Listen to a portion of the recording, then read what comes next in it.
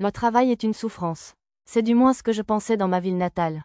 Mais la société Eshigoya est différente. Ici, j'ai un travail qui en vaut la peine, des collègues que je respecte et, surtout, Seigneur Kuro. Tifalisa, nous avons terminé les entretiens avec les ouvriers de l'usine. Que dois-je faire de ces documents? Alors que je triais des papiers dans les bureaux de la société Eshigoya, Merina apporta une pile de papiers. Laissez-les là, s'il vous plaît. Je les trierai par nom et par spécialisation, puis je les transmettrai. Je peux les trier si vous voulez? Non, ça va. J'aimerais établir une liste à joindre pour alléger le travail du directeur. Waouh, vous êtes vraiment minutieuse, Tifalisa. Pas étonnant qu'elle eût dépende autant de vous. Appelant Eleuthérina par un surnom, Merina me tapota l'épaule et quitta la pièce.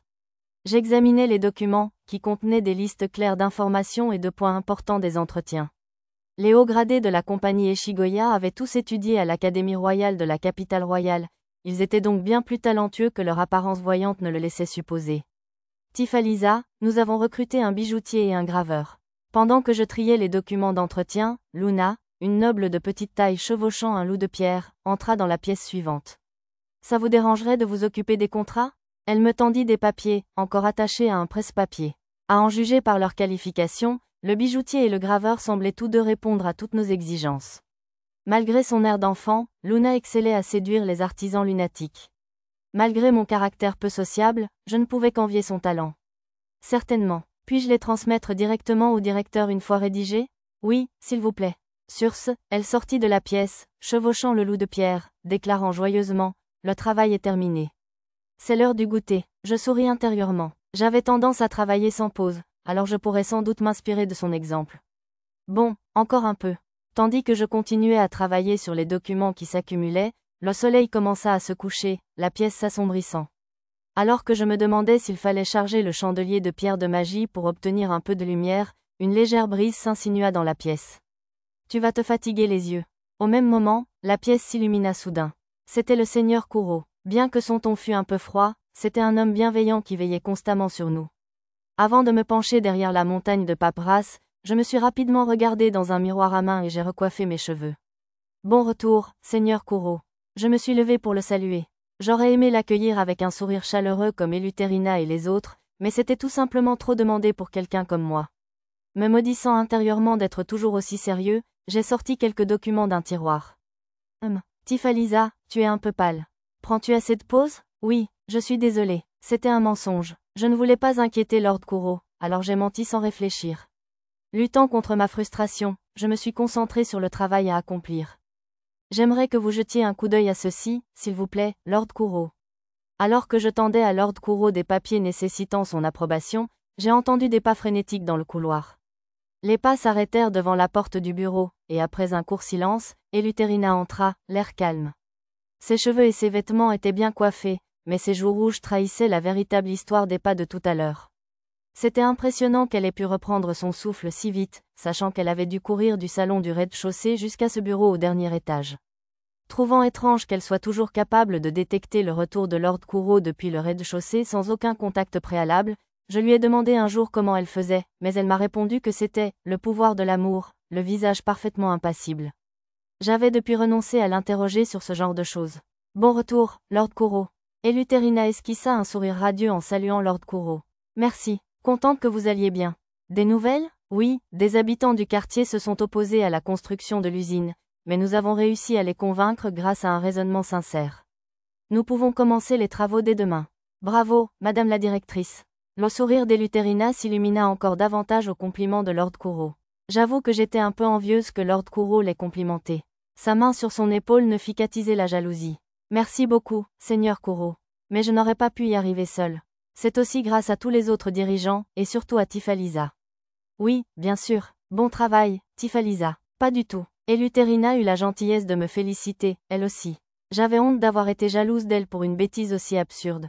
Seigneur Kuro est vraiment là. Je le savais. Ces visites sont les seuls moments où Elu dévale le couloir à toute vitesse. Luna entra dans la pièce sur son loup de pierre, suivi des autres cadres, et tous commencèrent à parler gaiement à Seigneur Kuro. Seigneur Kuro, nous avons trouvé un bijoutier et un graveur pour produire les gemmes runiques lumineuses. Quadratin. Des gemmes runiques lumineuses? Seigneur Kuro regarda Luna d'un air incertain. Seigneur Kuro, c'est le nom que nous avons choisi pour ces gemmes. Je lui montrai la pierre lumineuse gravée d'une rune qu'il avait fabriquée. Ah, je vois, un bon nom. Et merci. C'est moi qui l'ai inventé. Luna bomba fièrement le torse, toujours assise sur le loup de pierre. Lorsque le seigneur Kuro lui tapota la tête, elle grimaça d'un air enfantin et joyeux. Le timing est parfait. Nous allons tester le savoir-faire des artisans en leur faisant fabriquer des cartes d'identité pour la société Eshigoya. Je laisse cet échantillon et ces pierres comme base. Le seigneur Kuro déposa sur la table une élégante broche incrustée d'une pierre précieuse, ainsi qu'un nombre légèrement supérieur au nombre de cadres de l'entreprise. Tellement joli, hein? Il y a une rose à l'intérieur de la pierre précieuse? Et le blason d'Eshigoya est au milieu de la rose. Tout le monde, sauf Luna, s'exclama de surprise en regardant les pierres. À l'intérieur des gemmes transparentes se trouvaient des roses de gemmes bleues, et au centre de chaque rose se trouvait une gemme blanche formant le blason de la compagnie Eshigoya.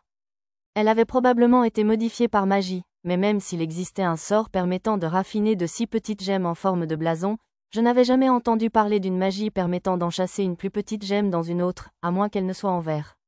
À en juger par leur surprise, Eleuthérina et les autres n'en avaient pas entendu parler non plus. Seigneur Kuro, qu'est-ce que c'est? Je l'ai fait fabriquer par le même artisan qui a créé les gemmes de lumière uniques. Si on la charge de magie, la pierre de lumière en forme de blason Eshigoya brillera, faisant apparaître le blason à la surface. Ça devrait être assez difficile à contrefaire, dit Seigneur Kuro d'un ton nonchalant. Il devrait vous identifier parfaitement, non? Nous n'aurions certainement pas à craindre que quelqu'un le reproduise, mais je n'imaginais pas porter quelque chose qui semblait valoir des centaines de pièces d'or comme pièce d'identité. Tifalisa, pourriez-vous les garder jusqu'à ce que nous puissions les transmettre aux artisans? Non, je pense que vous devriez être responsable de ces objets de valeur, madame la directrice. Eleuthérina me tendit la broche et les pierres précieuses, mais je les lui rendis en essayant de garder mon calme. Ah bon, Eleuthérina? Moi, je m'en occupe. Luna fit un geste de la main avec empressement.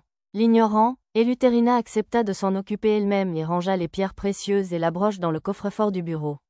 Le seigneur Kuro la regarda finir, puis nous regarda tous. Écoutez bien, mesdames, je vous confie une tâche spéciale demain soir. Eleuthérina et les autres murmurèrent un instant de surprise, puis se turent.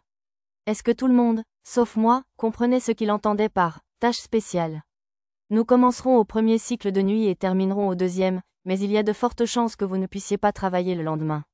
Essayez de terminer vos tâches de la journée plus tôt. Si l'un d'entre vous ne peut pas venir ce soir-là, prévenez-moi et nous organiserons d'autres choses. Ce n'était pas du tout le genre de seigneur Kuro de nous confier des tâches de nuit, mais en tant qu'esclave, ce n'était bien sûr pas mon rôle de refuser. En regardant autour de moi, je vis que les cadres semblaient partager le même sentiment, même s'ils n'étaient pas esclaves.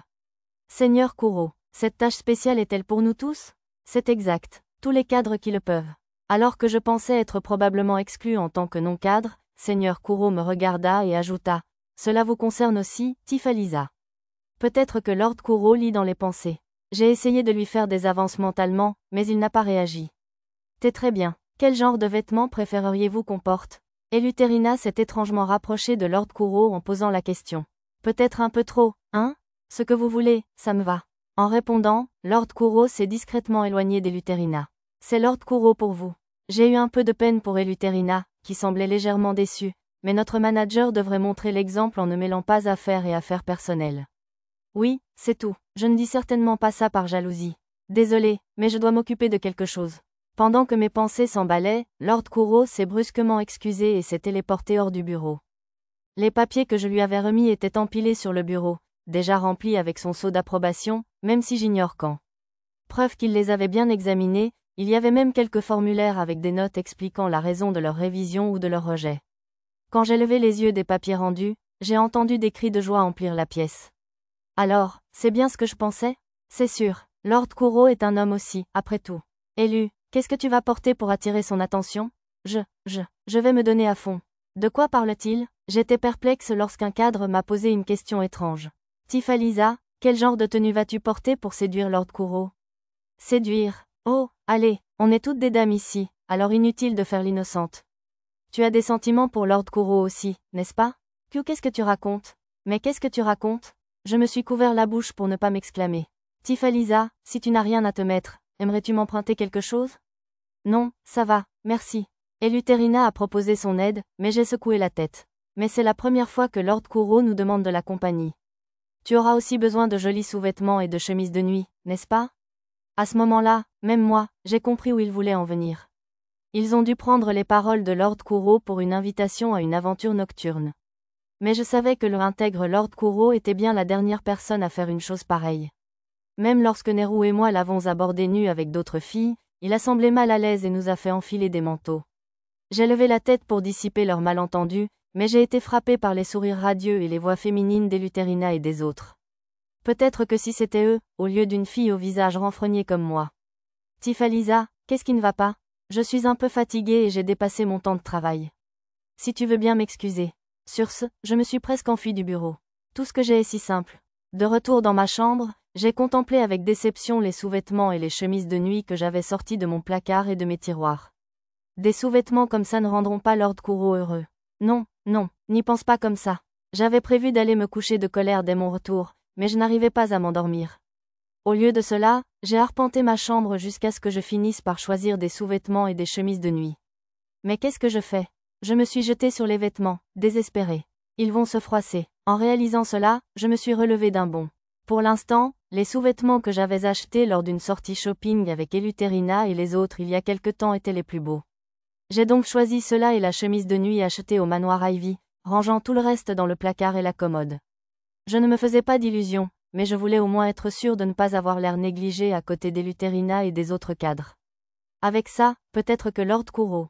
J'étais trop gênée pour finir cette phrase, alors je me suis blottie dans mon lit et j'ai fermé les yeux. Désolée de vous avoir fait attendre, Lord Kuro. Je me suis postée à côté d'Eleuthérina et des autres cadres, tous vêtus de tenues très provocantes, pour saluer Lord Kuro. Non, je suppose que ma tenue n'était pas très différente de la leur.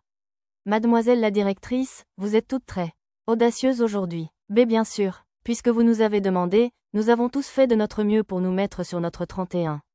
À la réponse d'Eleuthérina, Lord Kuro porta une main à son front. On dirait que je n'ai pas été assez claire. Je ne vous forcerai jamais à me rejoindre dans la chambre. La tâche spéciale est différente. Allez vous changer, mettez des vêtements plus normaux, s'il vous plaît. Et portez des chaussures confortables. J'observais les filles réagir aux paroles de Lord Kuro par des cris silencieux et tomber à genoux. Je le savais, c'est exactement le genre d'homme qu'est Lord Kuro. Franchement, après nous être changés, Lord Kuro nous téléporta tous dans un endroit qui ressemblait à une caverne sombre. On est dans le labyrinthe? C'est ça, c'est une section inexplorée de la couche supérieure. J'ai failli me lâcher. Lord Kuro était peut-être surpuissant, mais pour quelqu'un comme moi qui n'avait jamais participé à un combat à main nue, ce labyrinthe peuplé de monstres était un endroit terrifiant. Ne vous inquiétez pas, j'ai déjà éliminé tous les monstres dangereux. Les paroles du seigneur Kuro me rassurèrent un peu. Eleuthérina et ses compagnons poussèrent eux aussi des soupirs de soulagement. Même les anciens explorateurs semblaient redouter cet endroit. Nous acceptâmes les armes magiques que le seigneur Kuro nous avait données et commençâmes l'étrange tâche qu'il nous avait assignée. Former une ligne pour attaquer les monstres au fond d'une fosse, un par un. La masse frétillante de monstres noirs et luisants était viscéralement dérangeante à la lumière de l'arme magique, mais comme nous ne devions rester debout au-dessus du gouffre que quelques secondes à la fois, j'ai réussi à éviter de crier ou de vomir. Tifalisa, ça va? Mon visage devait être remarquablement pâle, car Lord Kuro me regardait avec inquiétude. Oh oui, je vais bien. Me forçant à ne pas trop me concentrer sur la main de Lord Kuro qui touchait mon visage, je parvins à peine à répondre calmement. Lord Kuro, nous avons tous eu notre tour. D'accord, ce sera dangereux, alors reculez un peu. En entendant le rapport d'Eleuthérina, Lord Kuro retira sa main. Alors que je rougissais en réalisant que mes yeux avaient désespérément suivi sa main en partant, Lord Kuro s'avança vers l'entrée du trou et utilisa une magie incroyable. Une rafale de vent froid fit voltiger nos cheveux et nos vêtements. Seigneur Kuro est vraiment le disciple d'un héros. Cette prise de conscience tardive m'a fait prendre conscience de la distance qui nous séparait. C'était comme si j'avais été abandonnée seule dans le noir. Tifalisa, ça va? Je me sens un peu étourdie. Alors que mes émotions s'estompaient, j'ai commencé à avoir des vertiges et des nausées. Oui, je me sens bizarre aussi. J'ai le corps lourd. Les autres cadres ont tous commencé à se plaindre de symptômes. Seigneur Kuro a expliqué qu'il s'agissait d'un phénomène appelé mal de montée de niveau, une maladie temporaire qui se produisait lorsque le corps ne parvenait pas à suivre le rythme d'une montée de niveau rapide. Ce n'était donc pas seulement mon ressenti. Ce sera tout pour l'entraînement spécial d'aujourd'hui. Seigneur Kuro nous a tous ramenés au siège de la compagnie Eshigoya, dans la capitale royale, nous a expliqué qui avait acquis quelles compétences et de combien de niveaux nous avions gagné, et nous a congédiés. Tu as de la chance, Tifalisa. On dirait que tu as appris la compétence rare, boîte à objets. Merci, J'avais encore la nausée et je me sentais faible, et mes paupières étaient si lourdes que j'avais l'impression de m'évanouir à tout moment. À ma grande honte, j'ai même répondu brièvement au compliment de Lord Kuro. Pouvez-vous retourner dans vos chambres, d'accord? Pas avant un moment, répondit Eleuthérina au nom du groupe. Je vous porte tous, alors. Lord Kuro finit par soulever chaque cadre à tour de rôle et nous porter jusqu'à nos chambres. La poignée de personnes qui s'étaient endormies s'en alla sans faire de bruit, mais... Arrêtez, c'est sûrement interdit de presser son visage contre la poitrine de Lord Kuro. Et, c'est inconvenant d'en profiter pour l'attraper si fort. Mérina, ne touche pas les fesses de Lord Kuro, tu as de la chance. Enfin, espèce de lubrique. Eleuthérina, je ne trouve pas très pudique de faire semblant de dormir pour humer l'odeur de Lord Kuro. Tandis que je protestais intérieurement, j'ai dû m'endormir, jusqu'à ce qu'il ne reste plus que moi dans la pièce. On dirait que Tifalisa est la dernière. J'entendis la voix de Lord Kuro, un peu fatigué. À travers mes paupières à peine ouvertes, je le voyais, digne et distant, comme toujours. Peut-être était-ce mon imagination, mais ses vêtements semblaient un peu froissés. Je suis sûre que certaines des filles les plus actives ont dû tenter de le séduire de force dans leur chambre. Alors que Lord Kuro s'approchait de moi, l'odeur de son eau de Cologne me chatouillait le nez. Puis il me souleva dans ses bras. Ils étaient plus fins que je ne le pensais, mais je sentais ses muscles fermes en dessous. Un sentiment de contentement m'envahit tandis que je m'appuyais contre Lord Kuro, qui marchait doucement en me portant pour ne pas me réveiller. Mais ce bonheur fut de courte durée. Lentement, je fus déposé sur mon lit. Seigneur Kuro, la déception que je ressentis en voyant sa chaleur s'éloigner de moi fut telle que je murmurais son nom sans réfléchir. L'espace d'un instant, je craignis qu'il ne réalise que je ne dormais pas vraiment, mais il se détourna sans un mot. Je ne pouvais pas essayer de le séduire, ni même l'empêcher de partir. Je me contentais de le regarder quitter la pièce. Espèce de lâche sans colonne vertébrale. Je me maudissais intérieurement de ne pas être aussi assurée que les autres filles. Je n'y arrive pas encore. Mais un jour, sûrement. Une fois que j'aurai suffisamment confiance en moi pour exprimer clairement mes sentiments. Alors j'oublierai ma condition d'esclave et je me lancerai sur le champ de bataille de l'amour. Tout comme mes chers collègues,